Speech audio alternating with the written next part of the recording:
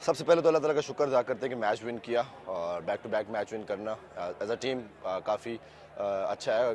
लड़कों का कॉन्फिडेंस काफ़ी अप है और इसके बाद जिस तरह 4 आउट करना, सबसे पहले तो कोशिश ये की थी कि विकेट को रीड किया जाए, क्योंकि जब मैंने बॉल किया, जब शहीन भी बॉल कर रहा था या जमान बॉलिंग कर रहा था, तो उसमें देखा कि यार थोड़ा सा बॉल ग्रिप कर रहा है, तो स्लो वन की ज़्यादा कोशिश की कि वो ट्राई की जाए। वो थोड़ा डिफिकल्ट हो रहा था बैट्समैन के लिए।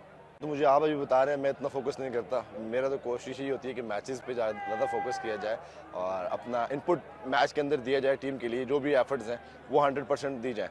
जब कोशिश ही करता हूँ, बाकी विकेट्स तो मेरे माइंड में नहीं होती। कोशिश करता हूँ कि डॉट्स बॉल्स करूँ ज़्यादा, जितना ज़्यादा डॉट बॉल करूँगा वो ज़्यादा इफेक्टिव होती हैं। नहीं, कभी भी ऐसा प्रेशर तो नहीं होता।